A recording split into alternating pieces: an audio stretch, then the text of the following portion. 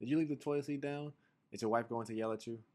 Did you forget to take out the trash? In life, there's so much uncertainty. So in fantasy football, my job is to not overcomplicate things. Today, I want to talk about 3 second-round running backs that are going to give you first-round value. Let's go. In the second round is a handful of wide receivers that you probably are unsure about. Brandon Ayuk, Chris Olave, Marvin Harrison, Drake London, among others. So what you want to do is grab these 3 running backs and get for sure value with not only high floors, but high ceilings. For one, let's talk about Saquon Barkley. The narrative around Saquon Barkley this offseason is he's still a top 5 running back and he's going to be so in Philly, or he's cooked. There's no in between. He's not being drafted as a top 24 running back, or people don't think he's going to be a back end RB1 or RB2. Again, they think he's going to be top 5 or they think he's going to be cooked. Obviously, I'm on the side of top 5. In fantasy football, you need to be aware of red flags, but Saquon has nothing but green flags, and we're just, for whatever reason, dismissing him. Philadelphia was top 10 in rushing and rushing attempts last year. The Giants were 16th in both.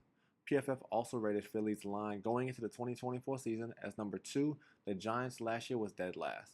So he's going to get an upgrade in the offensive line, which can only bolster his rushing attack, which can only benefit him in the rush game. He's going from a terrible offense to a better offense. Don't overcomplicate things. It's black and white.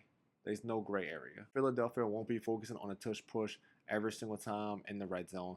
Maybe at the 1-yard line, don't get me wrong, they still have Jalen Hurts.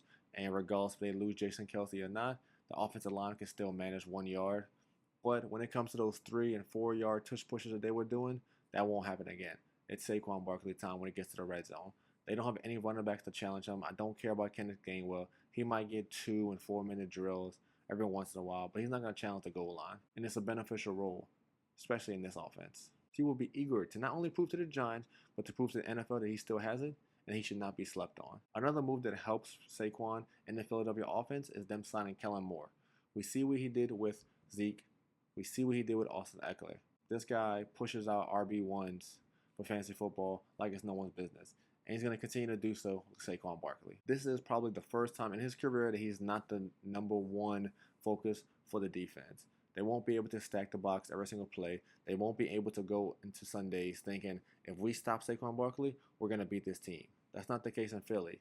Again, that helps Saquon. He won't have to do it all every single Sunday. He has weapons on the outside that can help open up those holes. Saquon Barkley, in my mind, is a clear-cut top 5 running back, but you don't have to draft him as so. You can get him in the second round. He's falling between the RB10 and the RB15 in the second round. Imagine getting maybe Breece Hall and Bijan Robinson at the 4-5 and then coming back around with Saquon Barkley as your RB2. You might as well just hang it up right there and collect your earnings because you just won fantasy football this year. Now let's talk about another high-end running back going from a terrible offense to a great offense and still being slept on.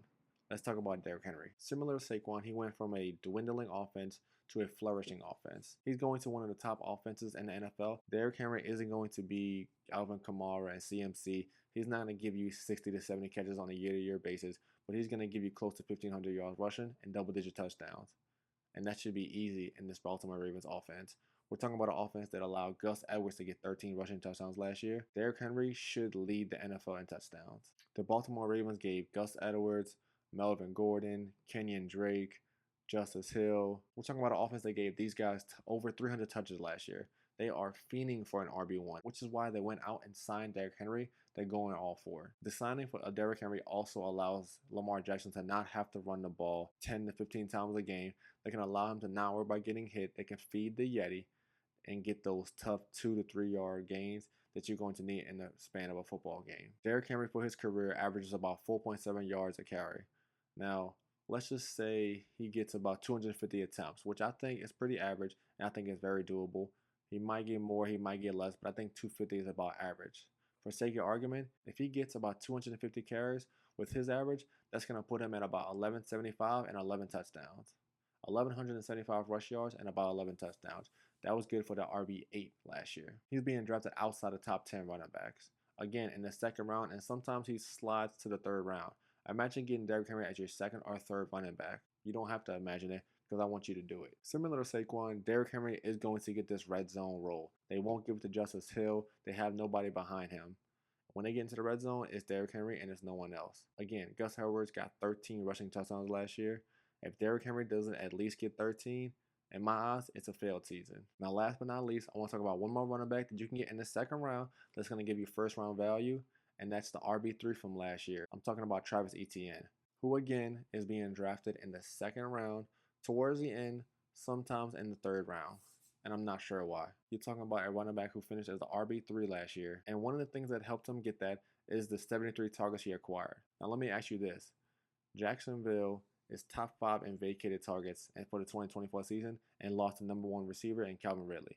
Do you think that helps or hurts Travis Etienne's value? Do you think that hurts or helps his chance on getting more targets? It's an easy answer for me. I'm putting Travis Etienne in that CMC Alvin Kamara tier where he's going to get between 75 and 90 targets. Think of him as a poor man's Bijan Robinson, but Bijan's being drafted top 5. Travis Etienne is falling to the end of the second round. He was top 3 in targets last year, and again, they lost their number 1 wide receiver. Travis Etienne has been a top 15 running back the last 2 years, and he has yet to rush over 1,200 yards. Again, it's on the tail end of his receptions. His college quarterback, Sunshine, Trevor Lawrence, gets him the rock, and it's going to continue. He has no one behind him. I don't care about Tank Bigsby.